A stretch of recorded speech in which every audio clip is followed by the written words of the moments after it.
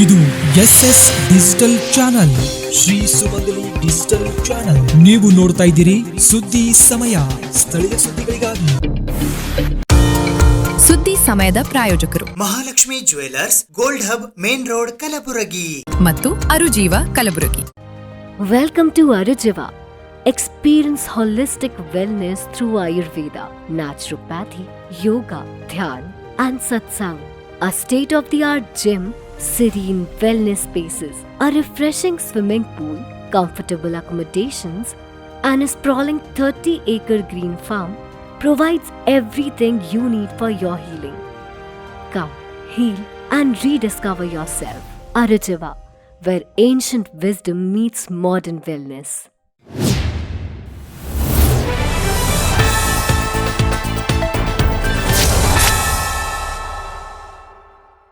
ಸುದ್ದಿ ಸಮಯಕ್ಕೆ ಸ್ವಾಗತ. ನಾನು RJ ಮಂಜು ಹಿರೋಳಿ. ಸಚಿವ ಸಂಪುಟದ ಬಗ್ಗೆ ನಮ್ಮ ನಾಯಕರು ತೀರ್ಮಾನ ಮಾಡುತ್ತಾರೆ ಎಂದು ಕಲಬುರಗಿ ವಿಮಾನ ನಿಲ್ದಾಣದಲ್ಲಿ ಸಚಿವ MB ಪಾಟೀಲ್ ಅವರು ಹೇಳಿದ್ದಾರೆ. ಸಚಿವ ಸಂಪುಟದ ಬಗ್ಗೆ ನಮ್ಮ ನಾಯಕರು ನಿರ್ಧಾರ ಮಾಡುತ್ತಾರೆ. ನೀಟ್ ಪರೀಕ್ಷೆಯ ಪ್ರತಿಭಟನೆ ನಡೆದಿದ್ದು ಅವರೆಲ್ಲರೂ ಬ್ಯುಸಿಯಾಗಿದ್ದಾರೆ. ಪ್ರತಿಭಟನೆಯಲ್ಲಿ ರಾಹುಲ್ ಗಾಂಧಿ ಅವರನ್ನು ಅಮಾನುಷವಾಗಿ ಪೊಲೀಸರು ನಡೆಸಿಕೊಂಡಿದ್ದಾರೆ. ಬಹುಶಃ 3-4 ದಿನಗಳಲ್ಲಿ ಸಚಿವ ಸಂಪುಟ ವಿಸ್ತರಣೆ ಆಗುತ್ತದೆ. ಸಂಸತ್ ಅಧಿವೇಶನ, ದೆಹಲಿ ಹೋರಾಟ ಹಿನ್ನೆಲೆಯಲ್ಲಿ ಸಚಿವ ಸಂಪುಟ ವಿಸ್ತರಣೆ ಅಲ್ಪ ದಿನ ಮುಂದೂಡಲಾಗಿದೆ. ಸದ್ಯ ಅಧಿವೇಶನದಲ್ಲಿ ಮಲ್ಲಿಕಾರ್ಜುನ್ ಖರ್ಗೆ ಅವರು, ವೇಣುಗೋಪಾಲ್ ರವರು ಭಾಗಿಯಾಗಿದ್ದಾರೆ. ವೀಕೆಂಡ್ ನಲ್ಲಿ ಅಥವಾ ರಜಾ ದಿನದಲ್ಲಿ ಪ್ರಮಾಣ ವಚನ ಕಾರ್ಯಕ್ರಮ ನಡೆಸಲಾಗುತ್ತದೆ. ಸಚಿವ ಸಂಪುಟದಲ್ಲಿ ಹೊಸಬರಿಗೆ ಮತ್ತು ಯುವಕರಿಗೆ ಆದ್ಯತೆ ಕೊಡಲಾಗುತ್ತಿದೆ. ಸರ್ಕಾರದಲ್ಲಿ ಯುವಕರು ಬೇಕು, ಹಿರಿಯರು ಬೇಕು. ಹಿರಿಯರ ಮಾರ್ಗದರ್ಶನ ಅಗತ್ಯ. ಹೊಸ DCM ಸ್ಥಾನಗಳ ಬಗ್ಗೆ ನನಗೆ ಮಾಹಿತಿ ಇಲ್ಲ ಎಂದು ಸಚಿವ MB ಪಾಟೀಲ್ ಅವರು ಇಂದು ಕಲಬುರಗಿ ವಿಮಾನ ನಿಲ್ದಾಣದಲ್ಲಿ ಮಾಧ್ಯಮದವರೊಂದಿಗೆ ಮಾತನಾಡುತ್ತಾ ಹೇಳಿದ್ದಾರೆ. ಪ್ರಜಾಪ್ರಭುತ್ವದ ವಿರೋಧಿ 2014ರಿಂದ ದೇಶದಲ್ಲಿ ನರೇಂದ್ರ ಮೋದಿ ಅವರು ಪ್ರಧಾನಮಂತ್ರಿ ಬಹಳಷ್ಟು ಕನಸುಗಳನ್ನ ಜನರಿಗೆ ಬಿಟ್ಟಿದ್ರು. ಒಳ್ಳೆಯ ದಿನಗಳು ಬರ್ತವೆ, ಅಕ್ಷಯ ದಿನ. ನಾವು ಅವಾಗ ಹೇಳಿದ್ದು ಪ್ರತಿ ವರ್ಷ 2 ಕೋಟಿ ಉದ್ಯೋಗ ಸೃಷ್ಟಿ ಮಾಡ್ತೀವಿ ಅಂತ. 12 ಕೋಟಿ ಒಟ್ಟು 12 ವರ್ಷ ಆಯಿತು, 24 ಕೋಟಿ ಉದ್ಯೋಗ ಸೃಷ್ಟಿ ಆಗಿತ್ತು. ಉದ್ಯೋಗ ಸೃಷ್ಟಿ ಆಗಿಲ್ಲ. ಯುವಕರು ಭಾಳ ಹತಾಶರಾಗಿದ್ದಾರೆ.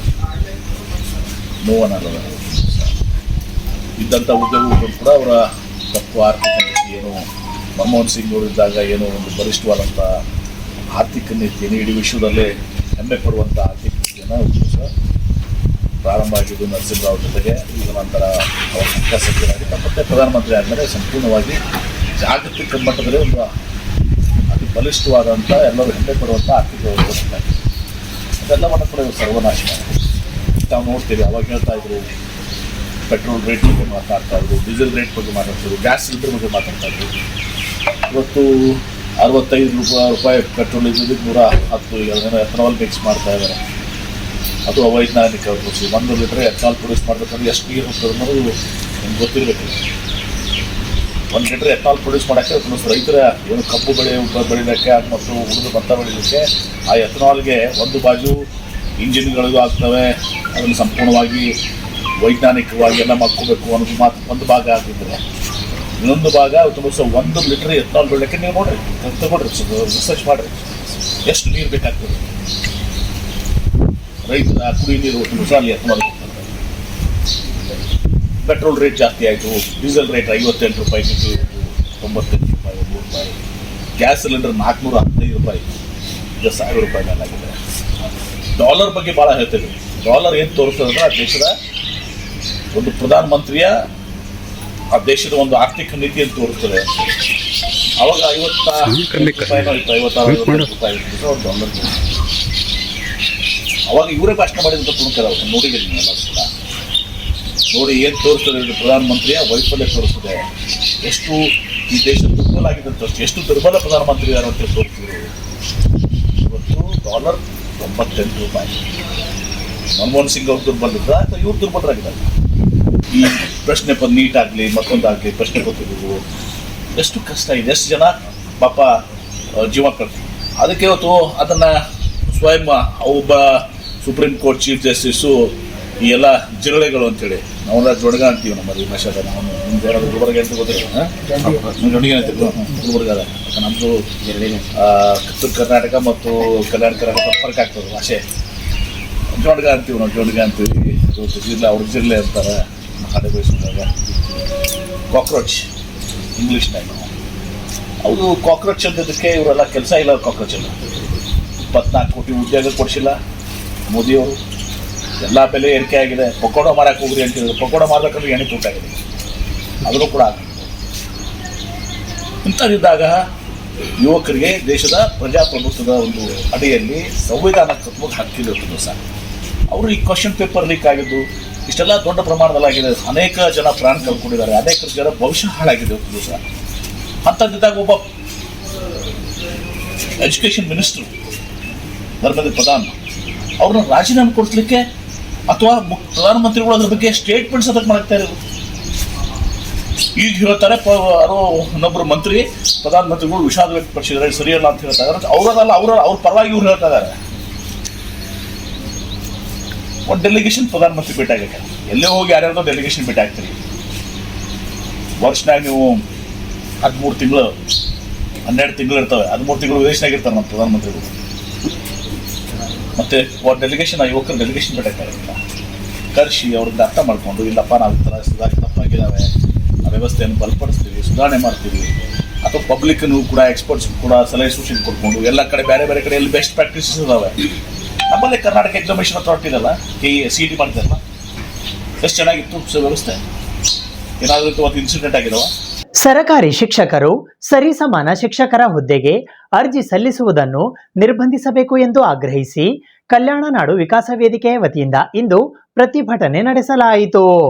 ಸರಕಾರಿ ಶಿಕ್ಷಕರು ಸರಿಸಮಾನ ಶಿಕ್ಷಕರ ಹುದ್ದೆಗೆ ಅರ್ಜಿ ಸಲ್ಲಿಸುವುದನ್ನು ನಿರ್ಬಂಧಿಸಬೇಕು ಎಂದು ರಿಪಬ್ಲಿಕನ್ ಯೂತ್ ಫೆಡರೇಷನ್, ಕಲ್ಯಾಣ ನಾಡು ವಿಕಾಸ ವೇದಿಕೆ, ಸಮರ್ಥ ಸ್ಟಡಿ ಸರ್ಕಲ್ ಮತ್ತು ಬದುಕು ಕರಿಯರ್ ಅಕಾಡೆಮಿಯ ವತಿಯಿಂದ ದಿನಾಂಕ 22 ಜುಲೈ 2026 ಬೆಳಿಗ್ಗೆ 11 ಗಂಟೆಗೆ ಕಲಬುರಗಿ ನಗರದ ಜಿಲ್ಲಾಧಿಕಾರಿಗಳ ಕಚೇರಿಯ ಎದುರು ಬೃಹತ್ ಪ್ರತಿಭಟನೆ ನಡೆಸುವ ಮೂಲಕ ಮುಖ್ಯಮಂತ್ರಿಗಳಿಗೆ ಮನವಿ ಪತ್ರವನ್ನ ಸಲ್ಲಿಸಲಾಯಿತು. ಈ ಸಂದರ್ಭದಲ್ಲಿ ಕಲ್ಯಾಣ ನಾಡು ವಿಕಾಸ ವೇದಿಕೆಯ ಸಂಸ್ಥಾಪಕ ಅಧ್ಯಕ್ಷರಾದ ಮುತ್ತಣ್ಣ ಎಸ್ ನಡಗೇರಿ ಸೇರಿದಂತೆ ರಿಪಬ್ಲಿಕನ್ ಯೂತ್ ಫೆಡರೇಷನ್ ಕಲಬುರಗಿ, ಸಮರ್ಥ ಸ್ಟಡಿ ಸರ್ಕಲ್ ಕಲಬುರಗಿ, ಬದುಕು ಕರಿಯರ್ ಅಕಾಡೆಮಿ ಕಲಬುರಗಿಯ ಅಧ್ಯಕ್ಷರುಗಳು ಭಾಗವಹಿಸಿದ್ದರು. ನೀಡಲೇಬೇಕು, ಬೇಕೇ ಬೇಕು, ಬೇಕೇ ಬೇಕು, ಬೇಕೇ ಬೇಕು, ಬೇಕೇ ಬೇಕು. ಸಮಾನತೆ ತರಲೇಬೇಕು, ಸರಿ ಸಮಾನ ಶಿಕ್ಷಕರಿಗೆ ಅರ್ಜಿ ನಿರ್ಬಂಧಿಸಬೇಕು, ಬೇಕೇ ಬೇಕು. ಸುದ್ದಿ ಇನ್ನು ಇವೆ, ಸದ್ಯಕ್ಕೆ ಬ್ರೇಕ್. ಇದು SS ಡಿಜಿಟಲ್ ಚಾನಲ್, ಶ್ರೀ ಸುಮಂಗಲಿ ಡಿಜಿಟಲ್ ಚಾನಲ್. ನೀವು ನೋಡ್ತಾ ಇದ್ದೀರಿ ಸುದ್ದಿ ಸಮಯ, ಸ್ಥಳೀಯ ಸುದ್ದಿಗಳಿಗಾಗಿ. ಸುದ್ದಿ ಸಮಯದ ಪ್ರಾಯೋಜಕರು Mahalakshmi jewellers, gold hub, main road, Kalaburagi ಮತ್ತು ಅರುಜೀವ Kalaburagi. Welcome to Arujiva. Experience holistic wellness through Ayurveda, naturopathy, yoga, dhyan, and satsang. A state-of-the-art gym, serene wellness spaces, a refreshing swimming pool, comfortable accommodations, and a sprawling 30-acre green farm provides everything you need for your healing. Come, heal, and rediscover yourself. Arujiva, where ancient wisdom meets modern wellness.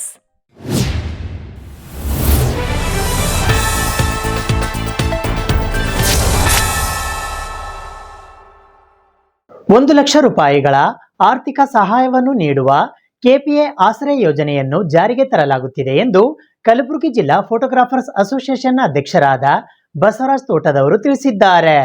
Karnataka ಛಾಯಾಚಿತ್ರಗ್ರಾಹಕರ ಸಂಘದ ನೇತೃತ್ವದಲ್ಲಿ ರಾಜ್ಯದ ಎಲ್ಲಾ ಜಿಲ್ಲಾ ಮತ್ತು ತಾಲೂಕು ಸಂಘಗಳ ಸಹಯೋಗದಲ್ಲಿ ಛಾಯಾಗ್ರಾಹಕರ ಕುಟುಂಬಗಳಿಗೆ ಆರ್ಥಿಕ ನೆರವನ್ನು ನೀಡುವ ವಿಶೇಷ KPA ಆಸರೆ ಯೋಜನೆಯನ್ನು ಜಾರಿಗೆ ತರುತ್ತಿದ್ದು, ಈ ಯೋಜನೆಯಲ್ಲಿ ಅಸೋಸಿಯೇಷನ್ನಲ್ಲಿ ಸದಸ್ಯರಾದವರು ನಿಧನ ಹೊಂದಿದರೆ ಅಂತಹ ಸದಸ್ಯರ ಕುಟುಂಬದ ನಾಮಿನಿಗೆ 1 ಲಕ್ಷ ರೂಪಾಯಿಗಳ ಆರ್ಥಿಕ ಸಹಾಯವನ್ನು ನೀಡುವ ವಿಶೇಷ ಯೋಜನೆಯನ್ನು ಕೆಪಿಎ ಸಂಸ್ಥೆ ಜಾರಿಗೆ ತರುತ್ತಿದೆ. ಈ ಯೋಜನೆಯಲ್ಲಿ ಮೊದಲಿಗೆ ಸದಸ್ಯರಾಗುವವರು ಕರ್ನಾಟಕದ ಛಾಯಾಚಿತ್ರಗ್ರಾಹಕರಾಗಿರಬೇಕು, ತಮ್ಮ ಸ್ಥಳೀಯ ಸಂಘದಲ್ಲಿ ಸದಸ್ಯರಾಗಿರಬೇಕು, ಆಯಾ ಸಂಘದ ಗುರುತಿನ ಚೀಟಿ ಹೊಂದಿರಬೇಕು. ಸದಸ್ಯರಾಗ ಬಯಸುವವರು ತಮ್ಮ ಸಂಘದ ವ್ಯಾಪ್ತಿಯಲ್ಲೇ ಸದಸ್ಯರಾಗುವುದು ಕಡ್ಡಾಯ. ಈ ಯೋಜನೆಗೆ 110 ರೂಪಾಯಿ ನೀಡಿ ಯೋಜನೆಯ ಅರ್ಜಿ ಭರ್ತಿ ಮಾಡುವುದರ ಮೂಲಕ ಸದಸ್ಯತ್ವ ಪಡೆಯಬೇಕು. ಈ ಯೋಜನೆಯಲ್ಲಿ ಕನಿಷ್ಠ ರಾಜ್ಯದಾದ್ಯಂತ 10,000 ಛಾಯಾಗ್ರಾಹಕ ಸದಸ್ಯರು ವಾಟ್ಸ್ಆಪ್ ಗ್ರೂಪಿನಲ್ಲಿ ಸೇರಿಸುವ ಉದ್ದೇಶ ಹೊಂದಿದೆ. ಜೂನ್ 1 ರಿಂದ ಆಗಸ್ಟ್ 19 ಸದಸ್ಯತ್ವ ಅಭಿಯಾನ ಇರುತ್ತದೆ. ಇದಾದ ಆಗಸ್ಟ್ 19 ನಂತರದಿಂದ ಈ ಯೋಜನೆ ಜಾರಿಗೆ ಬರುತ್ತದೆ. ಅಲ್ಲಿಯವರೆಗೂ ಕೇವಲ ಸದಸ್ಯತ್ವ ನೋಂದಣಿ ಮಾತ್ರವೇ ಇರುತ್ತದೆ. ಆಸರೆ ಯೋಜನೆಯಲ್ಲಿ ಸದಸ್ಯರಾದವರು ಯಾರಾದರೂ ನಿಧನ ಹೊಂದಿದರೆ ಅಂತಹ ಸಂದರ್ಭದಲ್ಲಿ ಪ್ರತಿ ಸದಸ್ಯನಿಂದ 10 ರೂಪಾಯಿ ಹಣವನ್ನು ದೇಣಿಗೆ ಪಡೆಯಲಾಗುವುದು. ಪ್ರತಿಯೊಬ್ಬ ಸದಸ್ಯನಿಂದ 10 ರೂಪಾಯಿ ದೇಣಿಗೆ ಸಂಗ್ರಹಿಸಿ ಎಲ್ಲಾ ದೇಣಿಗೆ ಹಣವನ್ನು ಕೆಪಿಎ ಆಸರೆ ಯೋಜನೆಯ ಬ್ಯಾಂಕ್ ಖಾತೆಯಲ್ಲಿ ಕ್ರೋಢೀಕರಿಸಿ ರಾಜ್ಯವ್ಯಾಪಿ ಸಂಗ್ರಹಿಸಿದ 10 ರೂಪಾಯಿ ಹಣವನ್ನು ಒಟ್ಟಾಗಿ ಸೇರಿಸಿ ಅಂದಿನ ದಿನ ಎಷ್ಟು ಹಣ ಸಂಗ್ರಹವಾಗುತ್ತದೋ ಅಷ್ಟು ಹಣವನ್ನು ನಿಧನ ಹೊಂದಿದ ನಮ್ಮ ಆಸರೆ ಯೋಜನೆಯ ಸದಸ್ಯರ ಕುಟುಂಬದ ನಾಮಿನಿಯವರಿಗೆ ಚೆಕ್ ಮುಖಾಂತರ 12 ದಿನಗಳ ಒಳಗಾಗಿ ತಮ್ಮ ತಾಲೂಕು, ಜಿಲ್ಲೆ, ಸಂಘಗಳ ಮುಖಾಂತರ ತಲುಪಿಸಲಾಗುವುದು. ಆಸರೆ ಯೋಜನೆಯು ಮಾನವೀಯ ಕಾರ್ಯಕ್ರಮವಾಗಿದ್ದು, ಆಸರೆ ಯೋಜನೆಯಲ್ಲಿ ಸದಸ್ಯರಾದ ಎಲ್ಲಾ ಛಾಯಾ ಕುಟುಂಬಗಳಿಗೆ ನಮ್ಮ ಕೈಲಾದ ಸಣ್ಣ ಸಹಾಯ ಮಾಡುವ ಉದ್ದೇಶದಿಂದ ಯೋಜನೆಯನ್ನು ಜಾರಿಗೆ ತಂದಿದ್ದು, ಕೆಪಿಎ ಆಸರೆ ಯೋಜನೆಯನ್ನು ನಾವು ನೀವು ಒಟ್ಟಿಗೆ ಯಶಸ್ವಿಗೊಳಿಸೋಣ ಎಂದು ಕಲಬುರಗಿ ಜಿಲ್ಲಾ ಫೋಟೋಗ್ರಾಫರ್ಸ್ ಅಸೋಸಿಯೇಷನ್ನ ಅಧ್ಯಕ್ಷರಾದ ಬಸವರಾಜ್ ತೋಟದವರು ಇಂದು ಪತ್ರಿಕಾಗೋಷ್ಠಿಯ ಮೂಲಕ ಮಾಹಿತಿ ನೀಡಿದ್ದಾರೆ. ಈ ಪತ್ರಿಕಾಗೋಷ್ಠಿಯಲ್ಲಿ ಕಾರ್ಯದರ್ಶಿ ಮೊಹಮ್ಮದ್ ಅಫ್ಸರ್ ಪಟೇಲ್, ಸಹ ಕಾರ್ಯದರ್ಶಿ ಅನಿಲ್ ಕುಮಾರ್, ಸದಸ್ಯರಾದ ಫಿರೋಜ್ ಖಾನ್ ಎ ಹಮೀದ್, ಅಂಬಾದಾಸ್, ಖಾಜಾ ಮೈನುದ್ದೀನ್, ಸತೀಶ್ ಬಿರಾದಾರ್, ಮೊಹಮ್ಮದ್ ಖಾಜಾ ಪಟೇಲ್, ಅಭಿಲಾಷ್ ಸರ್ಸಂಬಿ, ರೇವಣಸಿದ್ದು ಚಿಟ್ಟಿ, ಆಕಾಶ್ ಪೂಜಾರಿ, ಪ್ರಕಾಶ್ ಶೇರ್ಖಾನೆ ಸೇರಿದಂತೆ ಇತರರು ಉಪಸ್ಥಿತರಿದ್ದರು. ಕರ್ನಾಟಕ ಛಾಯಾಚಿತ್ರಗಾರ ಗ್ರಾಹಕರ ಸಂಘದ ನೇತೃತ್ವದಲ್ಲಿ ರಾಜ್ಯದ ಎಲ್ಲ ಜಿಲ್ಲಾ ಮತ್ತು ತಾಲೂಕಾ ಸಂಘಗಳ ಸಹಯೋಗದಲ್ಲಿ ಛಾಯಾಗ್ರಾಹಕರ ಕುಟುಂಬಗಳಿಗೆ ಆರ್ಥಿಕ ನೆರವು ನೀಡುವ ವಿಶೇಷ ಕೆಪಿಎ ಆಸರೆ ಯೋಜನೆ ಅಸೋಸಿಯೇಷನ್ನಲ್ಲಿ ಸದಸ್ಯರಾದ ನಿಧನ ಹೊಂದಿದ ಛಾಯಾಗ್ರಾಹಕರಿಗೆ ಅಸೋಸಿಯೇಷನ್ ವತಿಯಿಂದ ಎಲ್ಲ ಛಾಯಾಗ್ರಾಹಕರು ಸೇರಿ ಯಾವ ಸದಸ್ಯ ತೀರ್ಕೊಂಡಿರ್ತಾರೆ ಅವರ ನಾಮಿನಿ ಅವರಿಗೆ 1 ಲಕ್ಷ ರೂಪಾಯಿಗಳ ಆರ್ಥಿಕ ಸಹಾಯವನ್ನು ನೀಡುವ ವಿಶೇಷ ಯೋಜನೆಯು ಕೆಪಿಎ ಸಂಸ್ಥೆ ಜಾರಿಗೆ ತರುತ್ತಿದೆ. ಈ ಯೋಜನೆಯಲ್ಲಿ ಮೊದಲಿಗೆ ಸದಸ್ಯರಾಗುವ ಕರ್ನಾಟಕದ ಛಾಯಾಚಿತ್ರ ಗ್ರಾಹಕರಾಗಿರಬೇಕು, ತಮ್ಮ ಸ್ಥಳೀಯ ಸಂಘದಲ್ಲಿ ಸದಸ್ಯರಾಗಿರಬೇಕು, ಆಯಾ ಸಂಘದ ಗುರುತಿನ ಚೀಟಿ ಹೊಂದಿರಬೇಕು. ಇದು ಕಡ್ಡಾಯವಾಗಿರ್ತದೆ. ಸದಸ್ಯರಾಗಲು ಬಯಸುವವರು ತಮ್ಮ ಸಂಘದ ವ್ಯಾಪ್ತಿಯಲ್ಲೇ ಸದಸ್ಯರಾಗುವುದು ಕಡ್ಡಾಯ ಇರುತ್ತದೆ. ಈ ಯೋಜನೆಗೆ 110 ರೂಪಾಯಿ ಹಣ ನೀಡಿ ಯೋಜನೆಯ ಅರ್ಜಿ ಭರ್ತಿ ಮಾಡುವುದರ ಮೂಲಕ ಸದಸ್ಯತ್ವ ಪಡೆಯಬೇಕು. ಈ ಯೋಜನೆಯಲ್ಲಿ ಕನಿಷ್ಠ ರಾಜ್ಯಾದ್ಯಂತ 10,000 ಛಾಯಾಗ್ರಾಹಕರ ಸದಸ್ಯರ ವಾಟ್ಸಪ್ ಗ್ರೂಪ್ನಲ್ಲಿ ಸೇರಿಸುವ ಉದ್ದೇಶ ಹೊಂದಿದೆ. ಜೂನ್ 1 ರಿಂದ ಆಗಸ್ಟ್ 19 ಸದಸ್ಯತ್ವ ಅಭಿಯಾನ ಇರುತ್ತದೆ. ಇದಾದ ಆಗಸ್ಟ್ 19 ನಂತರ ಈ ಯೋಜನೆ ಜಾರಿಗೆ ಬರುತ್ತದೆ. ಅಲ್ಲಿಯವರೆಗೂ ಕೇವಲ ಸದಸ್ಯತ್ವ ನೋಂದಣಿ ಮಾತ್ರವೇ ಇರುತ್ತದೆ. ಆಸರೆ ಯೋಜನೆಯಲ್ಲಿ ಸದಸ್ಯರಾದವರು ಯಾರಾದರೂ ನಿಧನ ಹೊಂದಿದ್ದರೆ ಅಂತಹ ಸಂದರ್ಭದಲ್ಲಿ ಪ್ರತಿ ಸದಸ್ಯನಿಂದ ₹10 ರೂಪಾಯಿ ದೇಣಿಗೆ ಪಡೆಯಲಾಗುವುದು.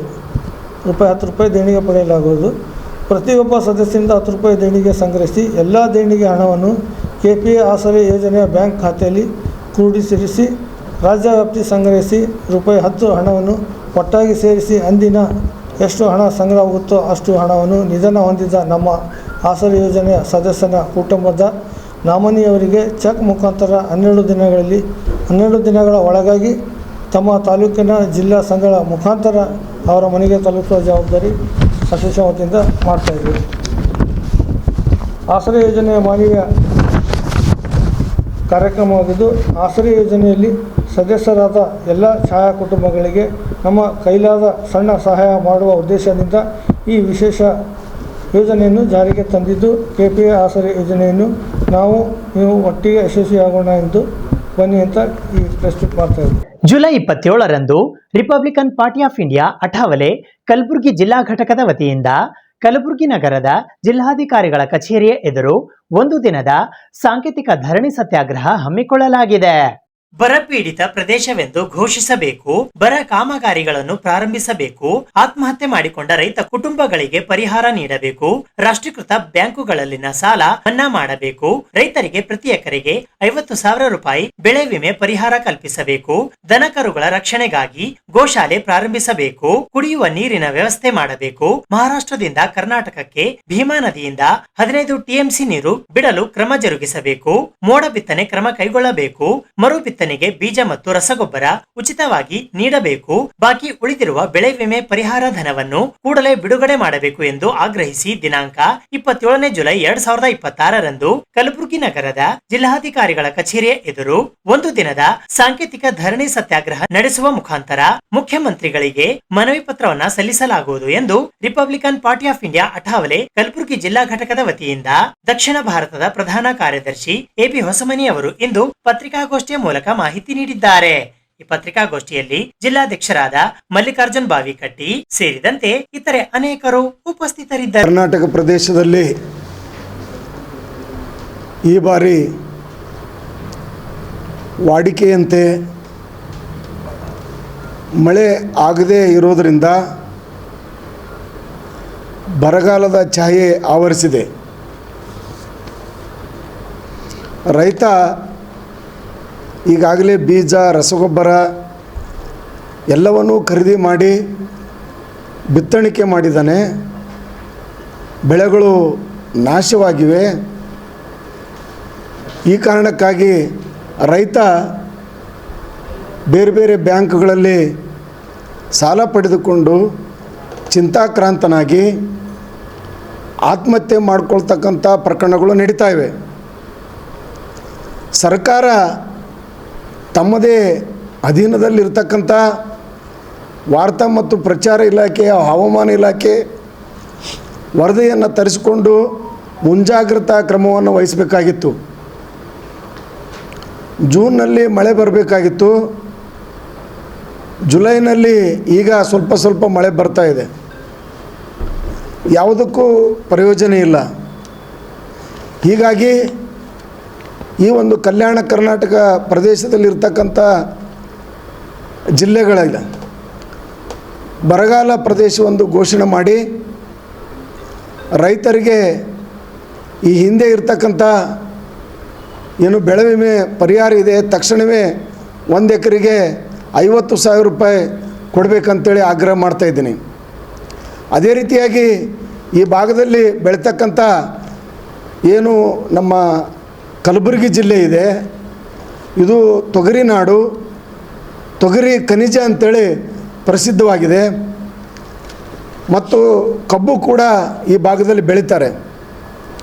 ಹೆಸರಾಗಿರ್ಬೋದು, ಉದ್ದಾಗಿರ್ಬೋದು, ಕಬ್ಬು ಏನು 3 ತಿಂಗಳ ಬೆಳೆ ಏನಿರ್ತದೆ ಅದನ್ನು ಸಂಪೂರ್ಣವಾಗಿ ಏನು ವಾಣಿಜ್ಯ ಬೆಳೆಗಳಿದ್ದಾವೆ ಅದು ಸಂಪೂರ್ಣ ಹಾಳಾಗಿದೆ.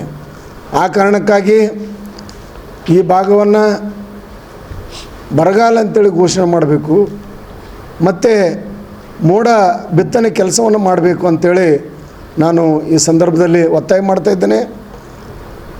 ಏನು ರೈತರು ಆತ್ಮಹತ್ಯೆ ಮಾಡಿಕೊಂಡಿದ್ದಾರೆ, ಆ ಕುಟುಂಬಗಳಿಗೆ ತಕ್ಷಣವೇ ಪರಿಹಾರ ನೀಡಬೇಕಂತೇಳಿ ನಾವು ಒತ್ತಾಯ ಮಾಡ್ತಾಯಿದ್ದೇವೆ. ಒಟ್ಟಿನಲ್ಲಿ ನಮ್ಮ 10 ಬೇಡಿಕೆಗಳಿವೆ. ಆ ಬೇಡಿಕೆಗಳನ್ನು ಈಡೇರಿಸಬೇಕಂತೇಳಿ ನಾವು ಸೋಮವಾರ 27ನೇ ತಾರೀಕಿಗೆ ಕಲಬುರಗಿ ಜಿಲ್ಲಾಧಿಕಾರಿಗಳ ಕಚೇರಿ ಎದುರುಗಡೆ ನಾವು ಧರಣಿ ಸತ್ಯಾಗ್ರಹವನ್ನು ನಡೆಸುವುದರ ಮುಖಾಂತರ ಮಾನ್ಯ ಮುಖ್ಯಮಂತ್ರಿಗಳು ಕರ್ನಾಟಕ ಸರ್ಕಾರ ಅವರಿಗೆ ಮನವಿ ಪತ್ರವನ್ನು ಸಲ್ಲಿಸ್ತಾ ಇದ್ದೀವಿ. ಇದು ಇವತ್ತಿನ ಸುದ್ದಿ ಸಮಯ. ಸ್ಥಳೀಯ ಸುದ್ದಿಗಳಿಗಾಗಿ ನೋಡ್ತಾ ಇರಿ ಸುದ್ದಿ ಸಮಯ. ನಿಮ್ಮ ನೆಚ್ಚಿನ ಸುದ್ದಿ ಸಮಯವನ್ನು ಡೆನ್ ಸೆಟ್ ಆಫ್ ಬಾಕ್ಸ್ನ ಚಾನೆಲ್ ಸಂಖ್ಯೆ 746ರಲ್ಲಿ ಪ್ರತಿದಿನ ರಾತ್ರಿ 9 ಗಂಟೆಗೆ, ಮರುಪ್ರಸಾರ ರಾತ್ರಿ 10 ಗಂಟೆಗೆ ಮತ್ತು ಮರುದಿನ ಬೆಳಿಗ್ಗೆ 8 ಗಂಟೆ ಮತ್ತು 9 ಗಂಟೆಗೆ ವೀಕ್ಷಿಸಬಹುದು. ಇದು SS ಡಿಜಿಟಲ್ ಚಾನಲ್, ಶ್ರೀ ಸುಮಂಗಲಿ ಡಿಜಿಟಲ್ ಚಾನಲ್. ನೀವು ನೋಡ್ತಾ ಇದ್ದೀರಿ ಸುದ್ದಿ ಸಮಯ, ಸ್ಥಳೀಯ ಸುದ್ದಿಗಳಿಗಾಗಿ. ಸುದ್ದಿ ಸಮಯದ ಪ್ರಾಯೋಜಕರು Mahalakshmi jewellers, gold hub, main road, Kalaburagi ಮತ್ತು ಅರುಜೀವ Kalaburagi. Welcome to Arujiva. Experience holistic wellness through Ayurveda, naturopathy, yoga, dhyan, and satsang. A state-of-the-art gym, serene wellness spaces, a refreshing swimming pool, comfortable accommodations, and a sprawling 30-acre green farm provides everything you need for your healing. Come, heal, and rediscover yourself. Arujiva, where ancient wisdom meets modern wellness.